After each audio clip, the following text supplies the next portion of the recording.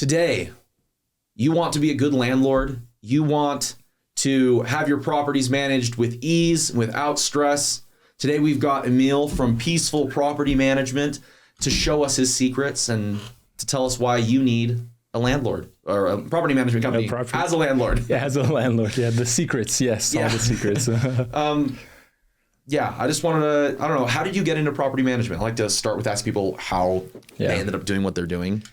Yeah, crazy story. So I was doing solar back in 2015, 16, something like that. My brother-in-law approached me, said, I'm starting a property management company. I want you to join me.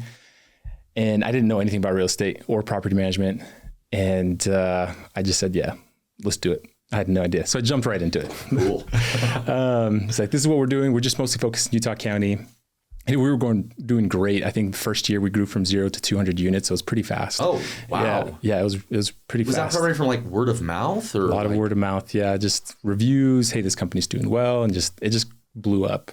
Wow. My business partner back then, he knew what he was doing. So I was just there for the ride. So that's cool. Learned a lot. Is your brother still a part of it? So that was with somebody else. My brother-in-law, when I first started, my brother is now part of Peaceful. Now he's working. He actually covers all Utah County. He's the property manager for Utah County. Okay. Doing a great job. But anyways, things happened.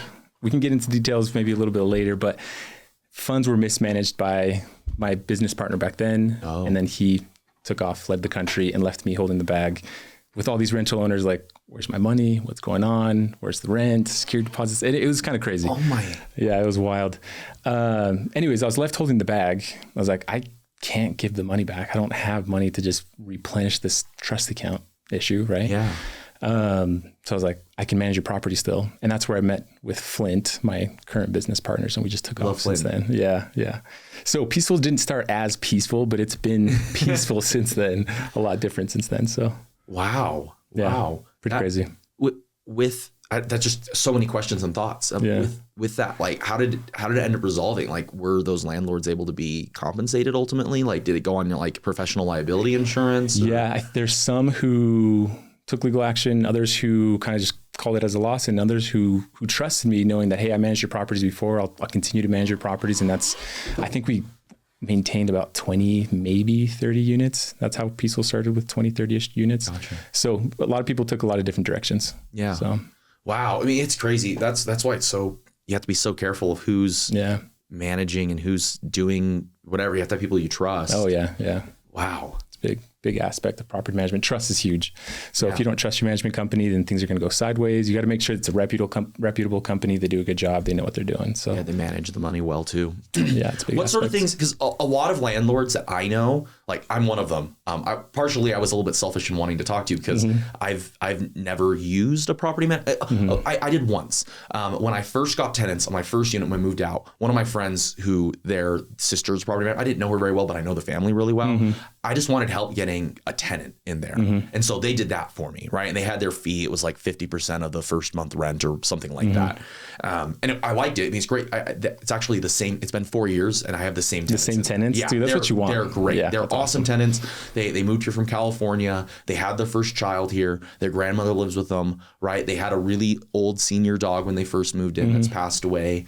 And I was willing to let them have pets, which a lot of people would. And so it just worked out really, really well. And yeah, I was really like, it was great the way that they also taught me a lot. They're like, oh, you have to do background checks. You have to do this. And so I've been able to kind of do it myself with the other ones, but it's like, oh, why do people use property management? What's the things the advantages of using that? Yeah, very open-ended question. No, it's great. I think the biggest thing when it comes to property management is, one, I don't think everybody needs property management. I think you're a living testament of that, where it's like, I can do this. Like maybe I learned a few things here in the beginning from this other management company, and then I can manage it myself. Biggest thing for us is we want to manage rentals for owners who want to be in the real estate game, but don't want to have a second job. So if you have the time, if you have the resources, if you have the experience, then go ahead and manage rentals. I tell plenty of people. I spend a lot of time. Yeah. I spend a lot of time on rentals. Which is great. So if you have that, then I think you manage your rentals. I turn away. So I do sales now for my company. I turn away a lot of clients who say, hey, this is my situation. This is what's going on. This is what I want to accomplish. And And then some of those conversations turned into, I think you're actually probably better off managing the property yourself. Now, if you don't have time, resources, or the experience, or maybe missing 2 of the 3, then hire a management company. That's what I recommend. So that makes sense. Yeah. Yeah. Cause like I go to my units once a year and I flush the water heater myself because I know how to do that. Yeah. Well, I only know how to do the tankless ones. I don't know how to do the non-tankless, but thankfully all my rentals are tankless water heaters because they're newer. Right. And checking in every once in a while and finding new tenants and it's a headache. Yeah, it can be a headache, right? And the name Peaceful Property Management, we're not guaranteeing peace. It's like we can't control people. We're dealing with people, right? We're dealing with rental owners, we're dealing with tenants. Exactly. We manage people. We're dealing with like when things get crazy, when the storm, it's like we want to be the calm in that storm. Hey, your water heater went out or the AC went out or whatever it may be. Like things can get crazy if you're doing it on your own. But when you're with a good management company, they take care of that for you. They're the calm, like, hey, this is a situation. This is what's going on. There's still things that are happening, but we're ones who present it to you and just offer solutions. So makes sense. With a property management company, do you have to have like special licensing or special insurance to be a property manager? To be a property manager, you'd have your real estate license. Oh, okay. And then as a company, you'd have to have your regular insurances as a company, right? But just a real estate license as a property manager, somebody who's actually negotiating rents and talking with rental owners and leases and terms like that. Now we've got assistant property managers who can do a lot of the duties of the property manager, but Utah's very specific to what you can and can't do. But property managers is very like, this is what you can do as far as negotiating terms of leases and pricing. Gotcha. Yeah. I was just thinking like my brother also had a horror story, my little brother Kirk. Because they had a property manager when they moved to Texas. They were like, well, we're too far away to manage, right? A great reason to have a property management company. And the person they hired was like a friend of a friend, right? It was a referral. And they're like, oh, well, we've used this guy before. And it was a similar thing where like they ended up holding it back because he was charging them for like the fence blew down in the wind. And they're like, this isn't worth an insurance claim. It was like $3,000 and they fixed the fence. Well, they found out the property manager had charged the tenant to replace the fence too and had just pocketed it. Right. Ooh. Basically, all the repairs that had been done for the couple of years that he managed, he was charging them as the owner and the tenants being like, oh, well, it's part of your rental agreement. You need to pay. And it wasn't in there. But they didn't want to check. They just trusted. Right. And they were friends of my brother, too, the tenants that were renting there. And so it ended up being really messy. And there was legal action against the guy. And he disappeared for a while, but he got his license taken away and all sorts of stuff. But it's just like, man, maybe I shouldn't be too much of a doom and gloom. Obviously, there's not a ton of property managers that are just truly terrible people. Most people are fine. Just right. The horror stories tend to stand out. It's the reality of it too, right? Things happen. So it's like it's a house that you're dealing with this massive asset and tenants, and things are going to happen that just fall apart, right? And so you just got to make sure somebody's there who's going to take care of the property. I've heard the horror stories. I've gone through the horror stories. Like property management's crazy. I asked myself. I was on a meeting with my team. I was like, why are we doing this, guys? And I was careful. It's like, don't leave the company, please. But it's like, this is crazy. Why are you guys doing this? We're dealing with crazy headaches. We're dealing with fires. We're dealing with all these things that go wrong. But you guys still show up. There's a lot of different answers. That's like, you need money. You want a job. That's all they know. Whatever. But they do a really good job. I couldn't do this without my team. So shout out to the Peaceful team. Yeah. How large is the Peaceful team? How many people do you guys have working for you? We've got 7 employees right now. Wow. Yeah. So we're trucking along. Cool. Yeah. That's cool. When you told me you had like 200 units in your first year doing, I'm like, whoa, that's a lot. That was crazy. Yeah. And I didn't even know what I was doing. So the fact that the rental owners trusted me to kind of learn along the way, I know my stuff now, 7 years, 10 years in. So it's been a wild ride. So what's it like working with you? Like if you were to walk through like new client, the things you're doing after they become a client, maybe if you've had someone exit being your client, like what does the spectrum look like working with Peaceful? Yeah. So biggest thing is the sales call. It's really just a conversation, just finding out what are you trying to accomplish? What's the current situation? What do you want to do with these next steps? If we can step in and help, then great, let's move forward in that direction. Typically who we service are a lot of accidental landlords. So somebody who, like your brother, relocating for work, or maybe they just inherited a piece of property for whatever the reason is, they didn't purposely get into real estate. And so we deal with a lot of those people, with a lot of accidental landlords, and we just say, what are you trying to accomplish? Are you trying to sell in the next few years, or you wanting to maintain this for long-term rental or whatever it may be. That's the right way to do it. Yes, I agree. Long-term landlords, make that cash flow. That's what I agree. I always recommend that too. So once we have that conversation, lay it all out. What are you trying to achieve? And if we fit into that picture, great. We move forward. We complete a property walkthrough with our property manager, because it's not only an interview for them, like they're interviewing us as a management company. Yeah. We're seeing if they're a good fit for our portfolio as well. We're very selective who we take on. Reason being is, me in sales, I can say yes to everything, right? Yeah. It's like, oh, can you fix this? Can you do this? Can you manage that? If I say yes, I can sell everybody, right? Yeah. But the issue is, I write this check that our operations team can't cash, because it's like, oh, I said yes to everything. I promised this guy the world. Now, hey, operations team, go fulfill this, even though our processes and systems aren't set up for it. And so I got to be very selective with what to say yes to. And so on the same page as far as what we want to accomplish, and then hand it off to our operations team, and they just take it from there. So whether the unit's vacant or it's filled, we got to onboard a new tenant, or we got to get the property rent ready, take pictures, get it out to the market. So kind of different angles from there as far as what the property needs. I remember having to take pictures of my second unit and figuring that out. I sort of cheated a little bit, because I learned from buying the first property before I moved into the second one, because I was house hacking, right? Buying and getting the lower interest rate, and then moving to the next one and keeping the lower interest rate.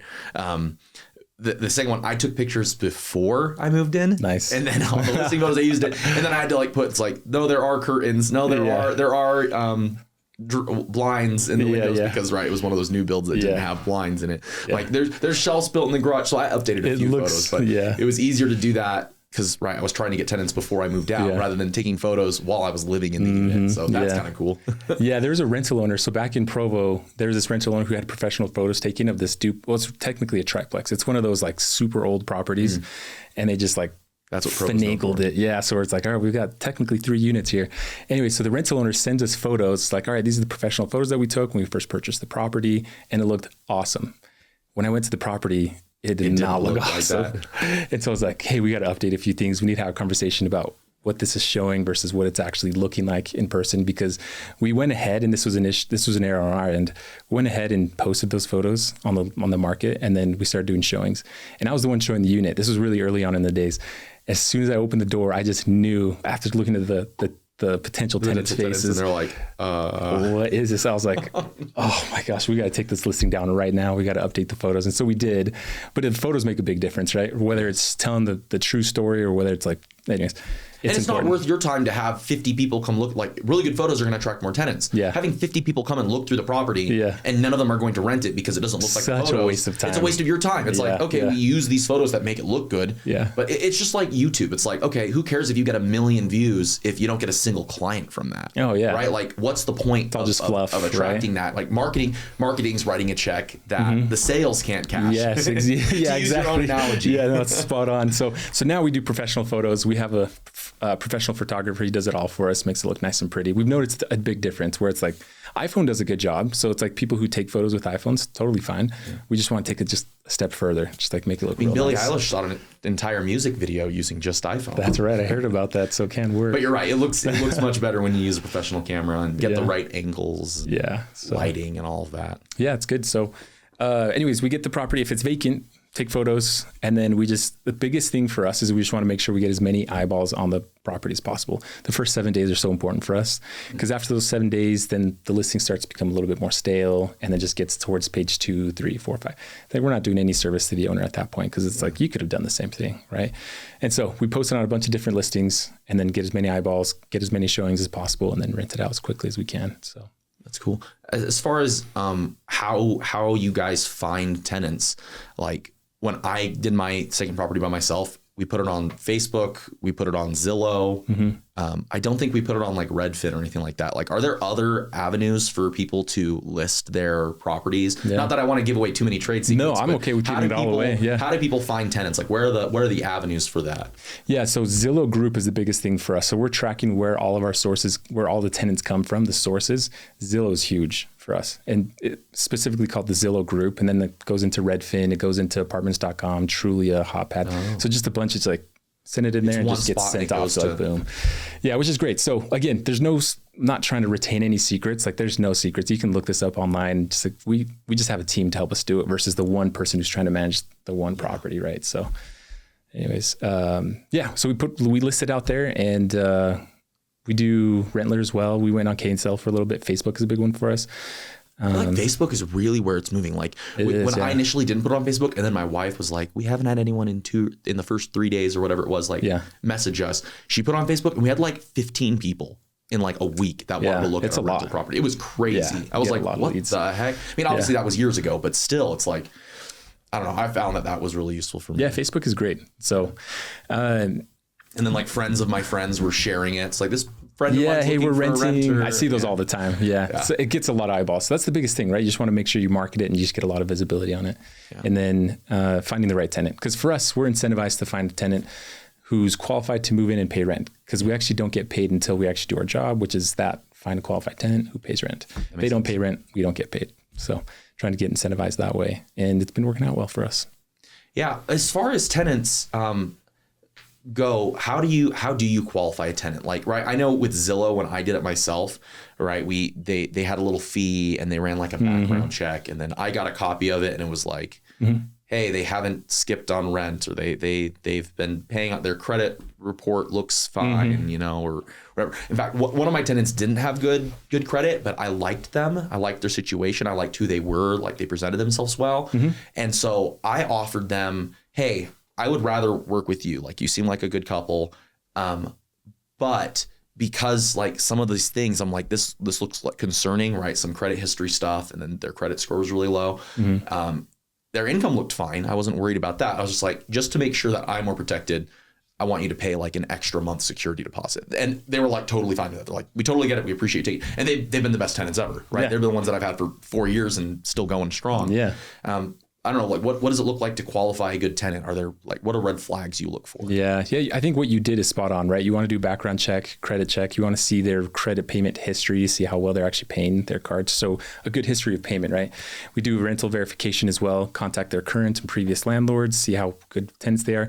The funny thing with that one is it is important to do, but it's like, who knows if you're actually talking to the landlord or if you're talking to like a buddy who's like, oh yeah, they're great renters. Yeah. And so we see the whole screening process as a pie, right? We're not just going to look at one aspect. We're going to take a close look at every single little aspect, but we're going to take a look at the entire thing and tell us, what is this picture telling us, right? Maybe they don't have credit history. Why don't they have any credit history? Are they new? Did they not? Maybe they're just moving away from their parents' house, and so they just don't have that, right? Well, let's take a look at their income. Let's take a look at their background. Is there any criminal history? Is there any whatever? So we view everything as a whole. Now, there are some obvious red flags, right? So if we see their credit report and see their payment history just lights up like a Christmas tree, like green payments, and then all of a sudden there's a bunch of red, like they didn't pay for X amount of months. Literally yellow. A Christmas tree. Exactly. So that's what I tell my team when I first train them. It's like, we're looking for a Christmas tree. If you see a Christmas tree, then it's not the best thing. Let's take a close look to see what that is. And then to your point, like if they're good tenants, but maybe there's one thing that's just a little off, then it's like, let's increase the security deposit, because at the end of the day, we're trying to protect the rental owner and their property. And so not doing any favors for anybody. That's what it comes down to. As far as, are you guys involved in pricing the units out, or does the landlord set that, or are there some situations where they trust you and say, do whatever, like it's going to be fine, or how does that work out? Yeah, that is such a good subject, because as a landlord, is a huge thing. You want to leave hundreds of dollars on the table. As a landlord, I always ask the question, what rent are you hoping to get? And it's always like, I'm shooting for the moon. I want 2,500 for this 800 square foot. I'm like, okay, let's take a step back just a little bit, right? It really comes down to the product, and the product being the property, right? So if the product's in good condition and it's in a good location, and we price it well, then it's going to get rented fast. That's the goal. We want to limit your vacancy rate. Yeah. And so what we do is we take a two-step approach. First one, we do a rental analysis. We take a look at the comparable properties in the area, put in a nice little report, send it over to them, and just highlight, hey, this is just an estimate, but it gives us a good place to start, right? Yeah. So maybe your 2-bed, 3-bath, 1,500 square foot in the area. That's my units. Yeah, there's a lot of those. I talk to a lot of people. 2-bed, 3-bath, 1,500 square feet. You just described half of Utah County. Exactly. So maybe you can rent 1,500, maybe 16, maybe 17, 18, right? And so we provide this estimate. And then the next step we like to take is have our property manager visit the property in person. And that just gives us a really good idea, because we can look at the numbers. It's like, oh yeah, technically it should rent for this amount, right? If these are the numbers. But we want to look at the unit. There's been a few units where we go look at and it's not in the best condition. So it's like, hey, that's definitely going to lower the rent. Exactly. Yeah. So given the product, the quality of the product, it's going to the prices can go down just a little bit. So that's how I like to explain to rental owners. Again, they want the most. we want to rent it as quickly as possible with a good price without leaving, like you said, money on the table. And so it's a balancing act, but we want to be very realistic with what the market's allowing and what the product that you have right now. So as long as we're realistic, then I think we're on the same page. Yeah. Well, and I really liked what you said about, right, the first 7 days are super important, because if you get a tenant quicker, like think about it. Okay, if I can rent my property for $2,200, and I really want to insist, I want $2,200. Okay, you might be able to get that, but what if it takes 3 months to get that? Exactly. That's $6,600, right? It's like, okay, if you just rented it for $2,000 instead of $2,200, and got it in 2 weeks, okay, think about it, $6,600, that $200 difference, that's going to take you 3 years to make up the difference. Just rent it for $200 less, exactly. and don't lose out on 3 years of, like that's the mindset that some landlords don't realize. Like, well, it's worth this much. I'm like, it's not worth that much. Right. You know, I had to go through that too, because my first unit, even though there was a property manager helping me, it took I think it took 2.5 months, almost 3 months to get a tenant in there. But that's because I mispriced it, right? I'm like, I want this much, and then we dropped it $200. So I'm saying that because I experienced that personally. Right. I laugh because that right there. Like if I could just clip what you just said and send it to all just potential leads that call in, it's like, that is so important right there. That's a sound clip. We'll get it for That's you. it right there. Yeah, and I'm just going to add it to all the emails. Just put it as a link. It's like, please listen to this. Listen to this. Listen to this rent price. Let this landlord tell you something important. Sometimes you just got to learn the hard way too, though. Or like, if you really want to push for this and your property's sitting vacant for 2-3 months. Now, internally for me, just as a business owner, it's like, it's killing my metrics. Like I want my metrics to look pretty. Now our days on market, instead of 22 days, it's now 35 days. Like, doesn't look very good. That's kind of a side note, but really at the end of the day, we want to make sure that the property's rented out quickly. The owner's taken care of, they start getting some money. But that's such a big thing. Yeah, it's a big thing. It's like, don't shoot for the moon. Let's be very realistic. And you can raise rents over time, right? Like I've done that. I've raised the rents a little bit each year of my clients, and I justify it to them. I actually tell them like I go to do that. It's perfect. It's perfect. I go once a year to do that water heater flush. It takes about 90 minutes, right? I'm able to walk through part of the property with them. I don't usually check everywhere. I don't want to. And we have a conversation. We talk with whoever, whoever's at home or whoever it is there. And I kind of bring up, hey, my property taxes went up. Both my properties are in HOAs. It's like the HOA raised their rates $40 a month, which is crazy, but that's actually low for some people in Utah. Yeah, you see that a lot. And so I walk it through them. I'm like, hey, I need to raise rents $100 a month. And this isn't just because I'm a greedy landlord that wants an extra $100. It's because my prices, my costs have gone Expenses, up. My insurance went up. My this went up. That went up. This is justifiable. And every single time, I have not had any problem with a tenant. Yeah, I've not had a tenant move out for me raising rents yet. Yeah, and you don't want to. I mean, your situation's perfect, right? You've got these long-term tenants who take care of the property. Last thing you want to do is like, hey, I'm raising the rent $200, and then they just bounce. They leave, right?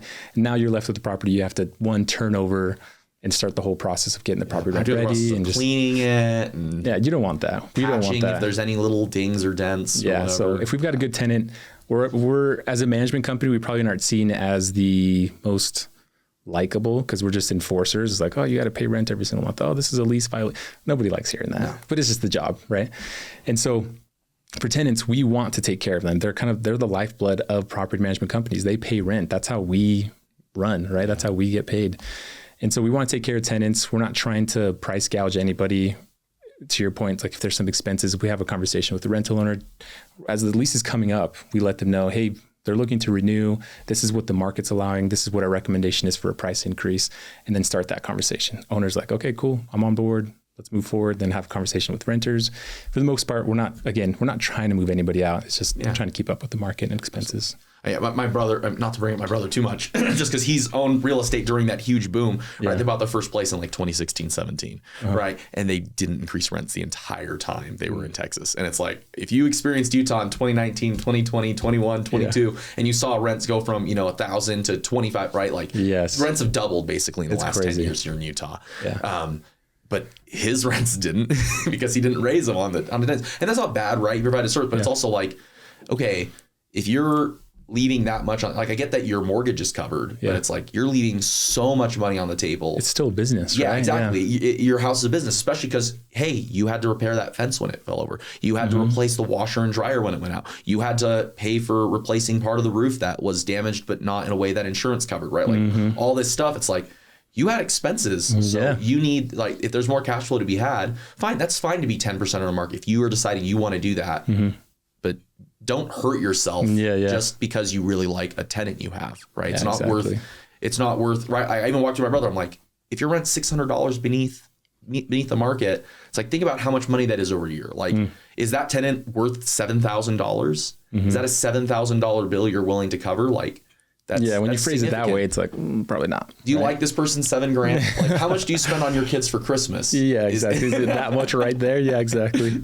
But yeah, we have owners do that all the time. They call in, I haven't raised rents in a long time. And again, our approach isn't, we're not going to turn everything upside down. So we have this, we have an owner who approached us. He's got a few apartment complexes he wants us to manage it in the talks of. It's like, it was managed by my dad, and he's very old school, paper check rents, like mailing. It's just like, welcome to the 21st century. Like, we're not doing that check stuff anywhere. Yeah, exactly. So he's like, a lot of these rents are like at $450. This is up in Salt Lake, so $450. It's like, wow, $450. You can't find $450 anywhere, especially in Salt Lake. Again, we're not trying to come in here, turn everything upside down. It's like, we're gonna have conversations with tenants. Shove it all to $2,000 a day. Exactly. No, and just lose all these tenants. Yeah. Yeah. So there's a process. We're trying to be methodical about it. And again, we want people to understand we are dealing with people. That's who we are. That's what we're dealing with, right? And so people need a place to live. We're in a unique position where we're dealing with a big aspect of people's life. One, where people work, right, for my company, and then two, where people live, and that's the residents. And so we want to be very mindful and intentional about that, and not just be crazy increased rents and kicking people out. Or but also, like, if he's paying $450, especially with the taxes in Salt Lake City, it's like, how much money is he even making owning a huge commercial piece of real estate if he's only renting for $450? Because taxes have gone up in the time that he's owned that property, and you can't punish yourself. To be a good landlord, like that's and then sometimes people's personalities, that's just what they are, and that's fine, and that's why they need to hire a management company, where it's like, we just need to enforce the lease, we need to increase the rent.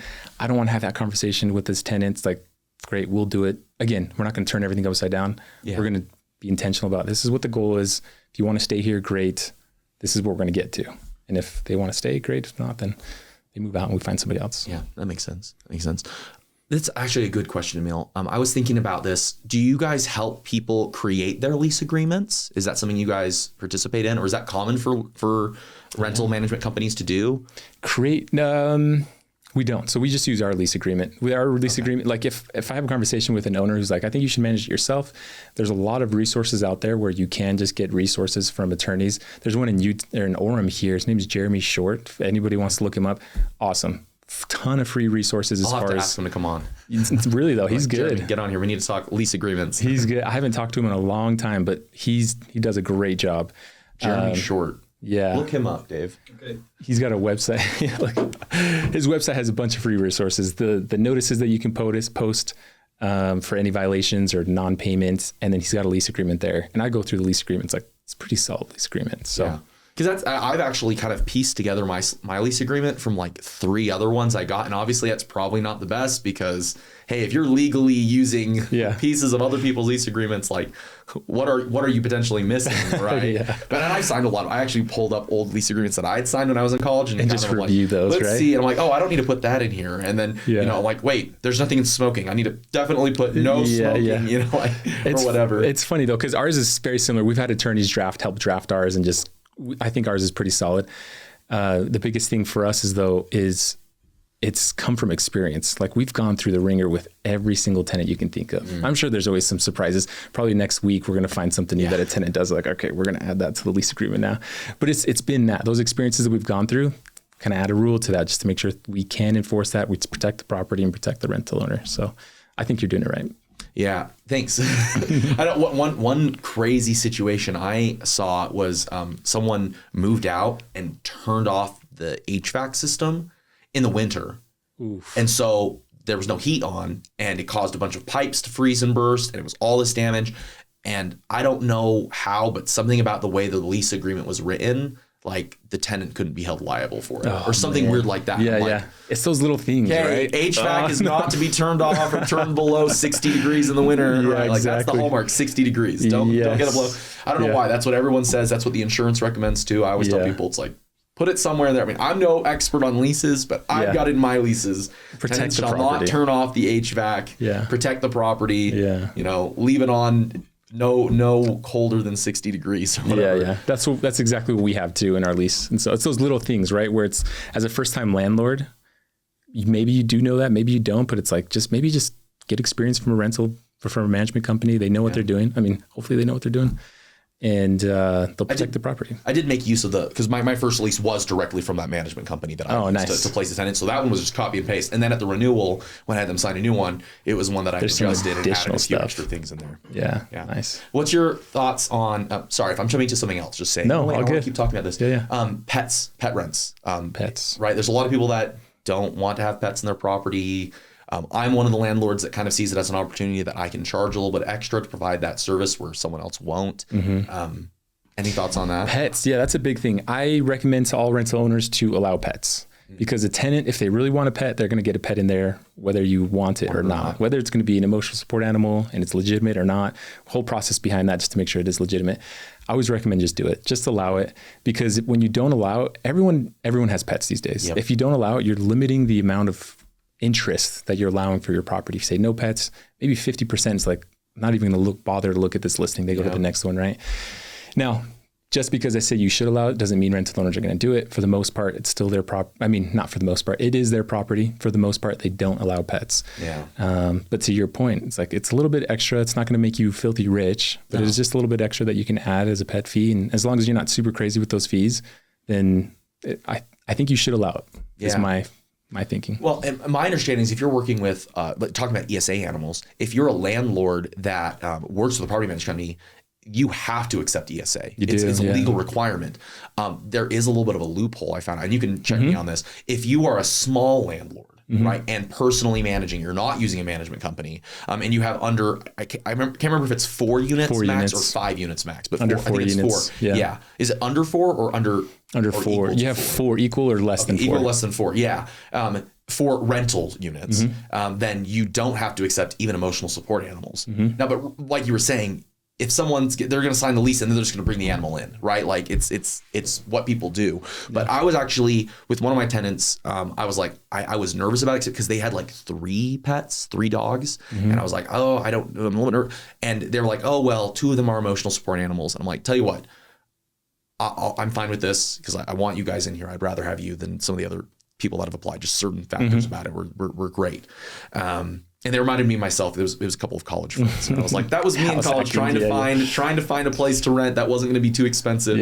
And I'm like, I'm a small landlord, so I don't have to accept emotional support animals. And you technically can't charge rent for them either. But under that rule, because I'm a small landlord, self-managing, I will do the pet rent for just 2 pets. And you can have all 3 in there. And then they also brought in some reptiles and fish and stuff. And I was like, that's fine. Just do it. So it's kind of cool because then I got to go see them and I got to be like, oh, look, hey, look cool, here's the dogs animals. and here's that and all that. Yeah, it's great. So it's worked out well for me. And I was careful about the kinds of breeds because sometimes insurance companies don't accept certain breeds. It's like, hey, 100%. You can't have a Doberman Pinscher, you can't have a Chow Chow, you can't have an Akita, you can't have more than 1 German Shepherd, you can't have more than 1 Alaskan Malamute, right? Like my insurance carrier just won't let me have my insurance if you have those breeds or have more than 1 of certain breeds. That's so important right there too, because a lot of people who are doing this themselves, they don't know those type of things. That's where you come in, right?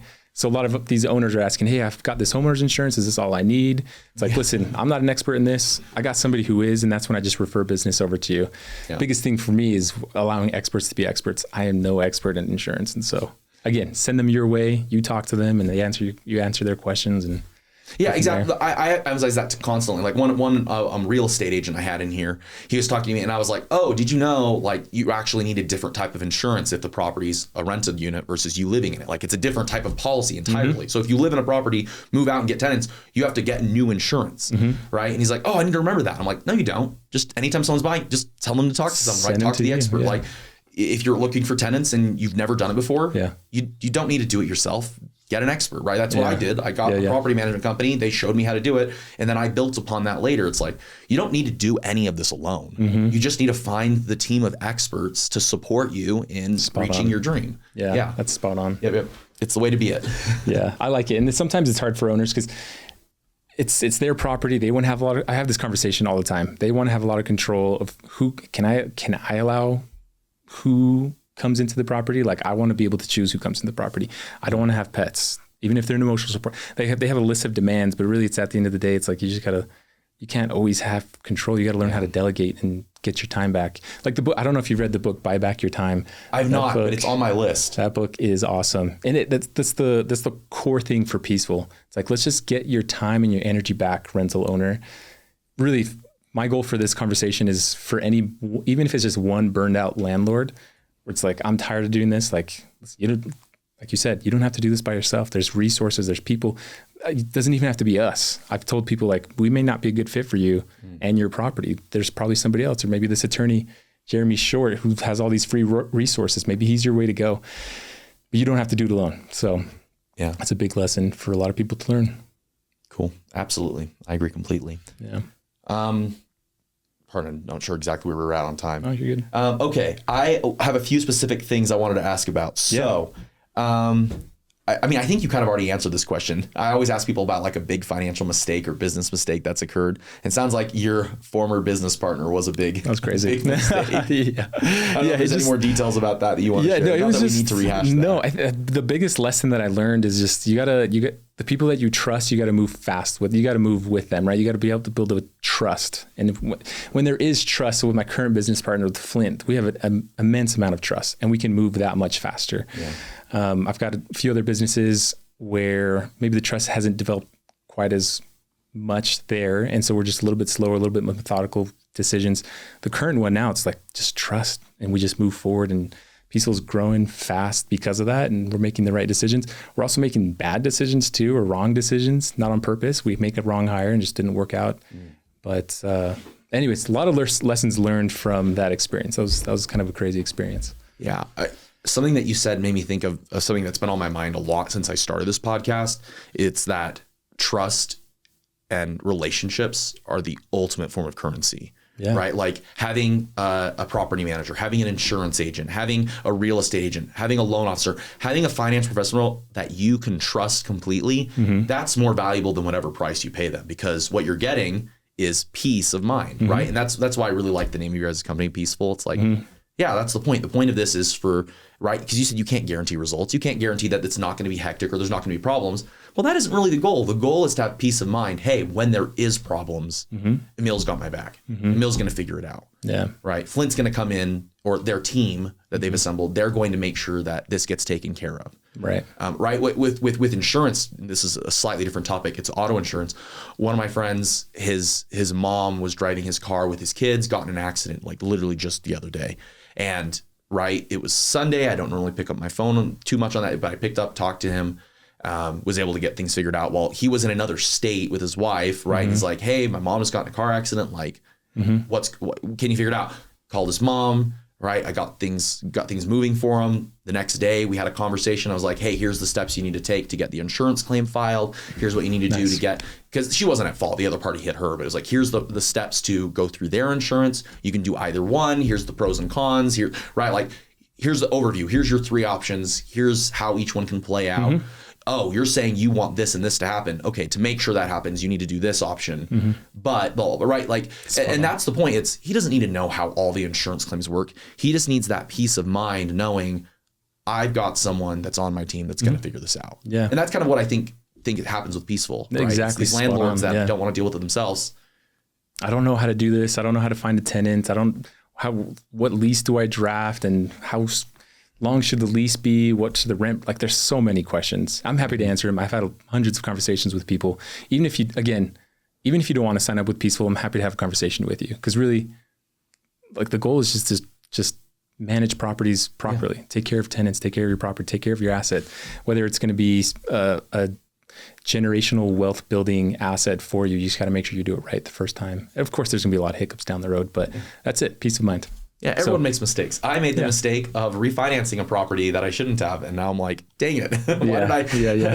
Like, don't get me wrong, that money was useful because it was right around the time I got married. It's like, hey, we were able to get a car that we needed. We were able to, get some stuff we needed as newlyweds. But it's like, oh man, if I had not done that, I would have had so much more cash flow on the property. Yes, that's okay. Everyone makes mistakes. Again, you got to learn the hard way sometimes. I've learned the hard way a ton of times managing properties and making it right. So the hard way. Lower the rent $200, get a tenant in there 3 months faster.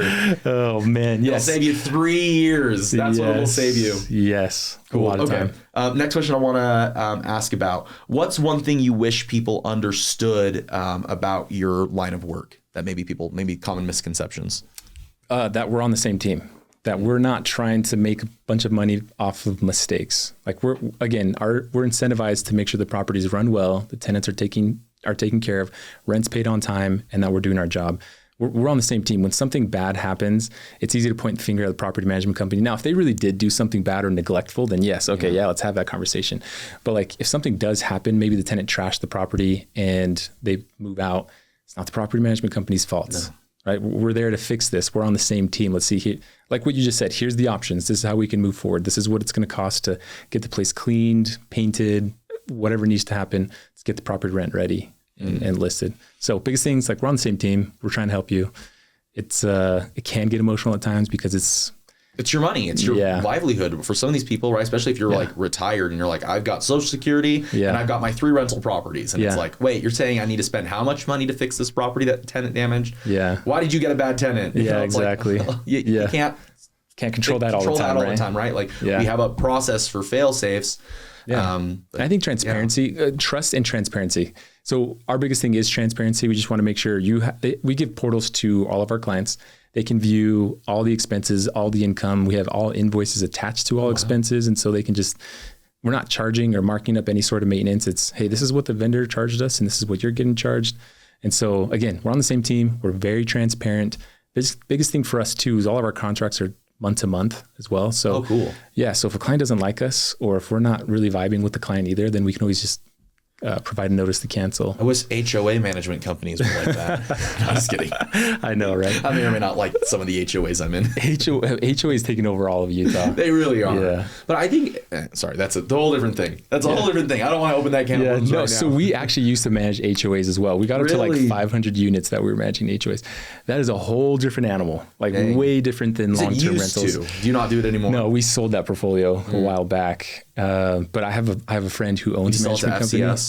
No, that massive HOA company. That huge one that owns every single thing by like D.R. Horton and Edge. Yeah. Oh my gosh. No. So I actually refer business now. We sold it to another company, but I refer business, all HOA business to somebody else. His name's David. Awesome. He's doing a really good job. I think his company's called I Am HOA. I'm just doing all these little plugs. Jeremy Shore, I Am HOA. Anyways, he does a really good job. So if anyone's looking for HOA management, he's your go-to guy. Cool. That actually might be something I'll need to take to my boards. Be like, hey, maybe we need to interview management companies and see, because what if it's a cost thing, or what if it's a manager that's like, hey, if our HOA hasn't accurately, it's like, oh, here's the numbers from last year. Here's the numbers that we're expecting for next year. It's like, well, last year we did the projection for the next year. Why were we off by so much that we need to raise? Like, what's going wrong? Yeah, HOA management can go sideways really fast. Yeah, it's crazy. So the community that I live in right now, I think it was on the news, but like the decks were built poorly, and so now they're all falling apart. They were like sagging and stuff. Yep, that's the community that I live in. Oh my gosh. And so, I mean, it's tough for the HOA because I've been in those board meetings, I've ran those board meetings, and so I can only imagine how difficult it is to kind of manage that story. Like, here's the cost. Sorry, these guys. Exterior, we have to fix these decks. That's hard. And it's like, it's been 8 years since they were built or whatever. And it's like the builder can't be held accountable. Exactly. They've got a 5-year contractual obligation, by the state of Utah. And it's outside of that, and it's crazy. Yeah, that's tough. It's difficult. So we don't manage HOAs anymore. It's crazy. It's crazy work. Whoever does, like, good on you. God bless you. Yeah, it's wild. So now we just focus on single family homes, condos, townhomes, small multifamily. Cool. Yeah. It's awesome. Did I answer your question? I think so. I don't know. We were saying, what was I asking? I don't even remember. Yeah. What's one thing that you think wish people understood? Yeah, you guys are on the same team. Yeah. That'd be really weird, like feeling like your insurance agent is your enemy, or feeling like, your property manager. It's like, why are you working with someone that's your enemy? Stop paying them. Go do it yourself. Go find someone that you like working with. I always tell people there's 3 things you need to do business with someone. you need to need what they're offering, which is part of your interview. You're like, you don't need what I'm offering. Go do it yourself, or go use, Jeremy Short, or go use IMHOA or whatever it is. Like, they need it. They need it. You need to be able to do it, right? You need to not write checks you can't cash. I don't know why. I really like that you said that. I'm like, I'm going to keep saying that. And then the third thing is you have to like the person, right? If you don't need what they're offering, if they can't do what you need, and if you don't like working with them, you shouldn't work with them. A recipe for disaster, right? Yeah. I kind of tipped my toe into commercial insurance recently, right? Obviously I do your guys' commercial auto insurance. Yeah. I've done some workers' comp. I've done a little bit of general liability for like contractors. I had a huge excavation company approach me and be like, hey, a friend of mine, I'm buying this huge company. We've got like $3.5 million of equipment. Holy smokes. We're grading and scraping tract homes and government roads. Like, when they widen the main road in Payson, like his company is part of doing that. Like scraping and prepping and grading, right? It's a whole excavation company. And I had to tell him after trying, I'm like, look, your complication, your situation is more complex than I know how to do. I'm sure my carriers can do it. Yeah. I don't know how to do this well enough. Like, here's two of my friends that do commercial insurance. One of them only does commercial insurance. Like, that's all he's done for like 30 years. Go talk to Scott. He's your guy. He'll get it. And he talked to Scott, and he was able to get like half his stuff figured out the same day. And I'm like, nice. And I spent 2.5 weeks trying to figure it out. And so I feel bad because I'm like, I definitely should have accepted sooner that I wasn't the right fit. But the fact that you did speaks volumes about who you are and what you're trying to do with your business, right? Because you could have like, oh, there's a big paycheck. Yeah, I'll figure it out for you. I can do it. I can do that for you. But then you just come to the realization, it's like, I'm not your guy. Sorry. Yeah. That speaks volumes about how you run your business, which is impressive. So thank you. I didn't think about that. It's just, it sucks to turn people away, but it's, if I can't do what you need, don't. And so I realized, I can do individual contractors. I can do small business, commercial auto insurance. Yeah. But my primary focus is personal lines. And the reason why I started doing that is because I have a lot of people I work with that, hey, I do work for myself. I'm a small general construction company. Or, hey, I bought one of my friends, you would know him, one of the Wiscombe boys. He bought a batting cage company. He's like, hey, I need liability for this. And I'm like, oh, I can figure that out, right? It's a small enough operation that I can do it. Right. And there might be some point where it's more complicated and they've got a bunch of employees and it's like, I can't do this anymore. Go talk to my guy. And right. And so it was an extension of doing the personal lines. Right. Like, I do auto insurance, I do home insurance, I do rentals, I do boats and cabins in the woods and all of that stuff. Oh, you also need this. Let me see what I can do for you. And And of course you want to take on everybody, right? So take over all of Utah. I want to manage all the rentals in Utah. Should I? Probably not. Probably not. Yeah. So. Not a good fit, whether it's the landlords or the geography, right? Like, it might be harder for you to manage a rental in St. George. Right? Yeah, exactly. You don't have a team down there that's able to. Yeah. What sort of area do you guys usually try to capture? Yeah, we Salt Lake County, Utah County. Okay. So we've got a downtown office, or an office in downtown Salt Lake, downtown Provo. So those are big areas.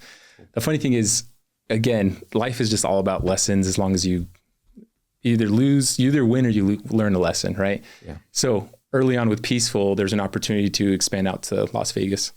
And we're like, this is interesting. So it's kind of like a shiny object syndrome. We're just like, let's go do this. We didn't have a team over there. We didn't have anything set up. It's like, we just said yes. And again, going back to that check analogy, it's like the operations team that didn't exist in Las Vegas, they couldn't cash the check that we were trying to say, like, oh yeah, we're selling.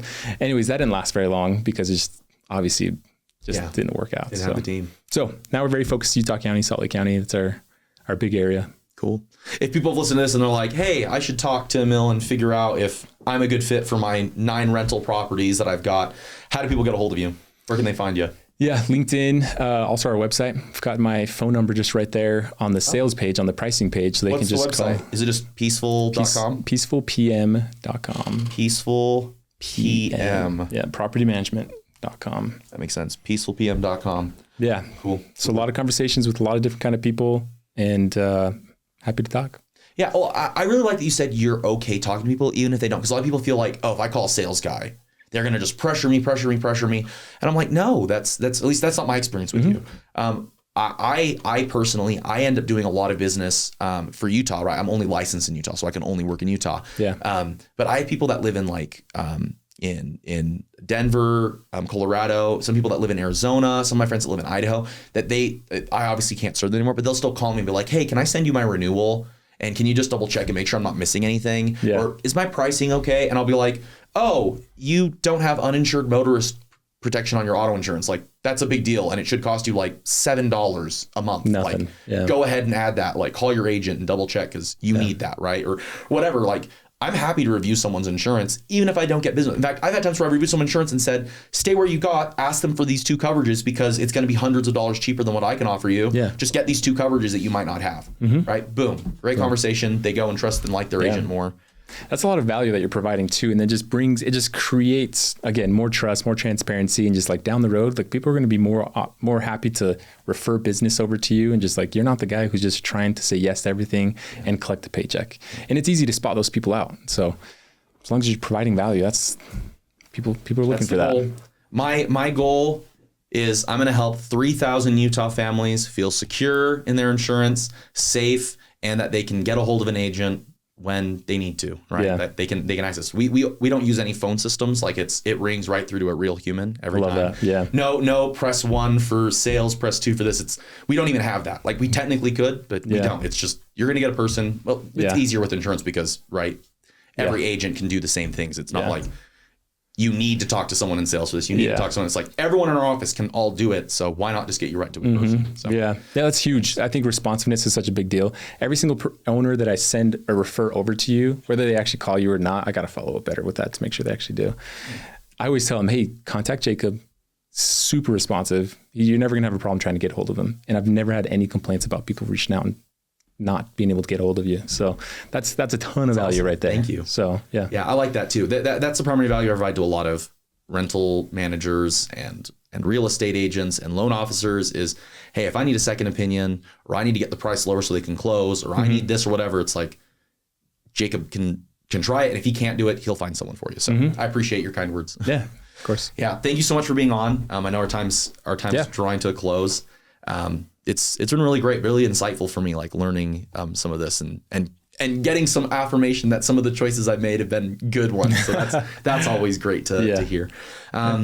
Is there anything that I could help you with in your business? I don't know. I mean, obviously I take a lot of referrals from you and that's great. Yeah. Just keep taking those referrals. That's really the biggest thing. We've got a lot of landlords. Answer the phone. A lot of landlords who have questions about insurance.